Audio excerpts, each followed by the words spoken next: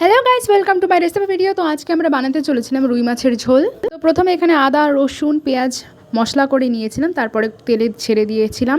তারপরে মশলাটাকে ভালো করে নাড়িয়ে চাড়িয়ে রেখে দিয়েছিলাম। আর এখানে নিয়েছি ভেজে রাখা মাছ, আর এখানে ছিল দই। এবার দইটাকে মিক্সিতে ভালো করে একটু ঘুরিয়ে নিয়েছিলাম আর কি, স্মুথ পেস্ট করার জন্য।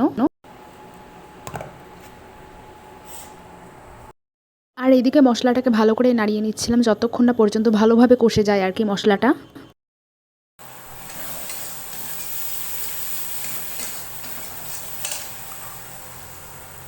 তারপর এখানে মিক্সিতে করে রাখা টক দইয়ের পেস্টটা দিয়ে দিয়েছিলাম কড়াইতে মশলার ওপরে। তারপরে আবার ভালো মতো নাড়িয়ে চাড়িয়ে নিয়েছিলাম, মশলার সঙ্গে মিশিয়ে নিয়েছিলাম আর কি।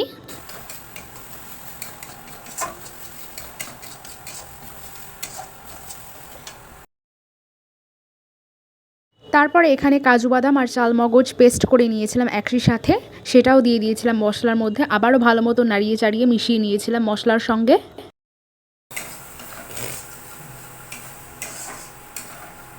তারপরে মশলাটা কষে গেলে পরিমাণ মতো জল দিয়ে আর ভেজে রাখা মাছগুলো দিয়ে দিয়েছিলাম। ভেজে রাখা মাছগুলো দিয়ে দেওয়ার পর ভালোভাবে ফুটে গেলে গরম মশলা গুঁড়ো দিয়ে নামিয়ে ফেলেছিলাম। তো তৈরি হয়ে গেল আমাদের রুই মাছের রেসিপি। তো রেসিপিটা তোমাদের কেমন লেগেছে অবশ্যই জানিও। আর আরও এরকম নতুন নতুন রেসিপি ভিডিও পেতে হলে আমাদের এই চ্যানেলটাকে অবশ্যই একটা লাইক আর একটা সাবস্ক্রাইব করে দিও।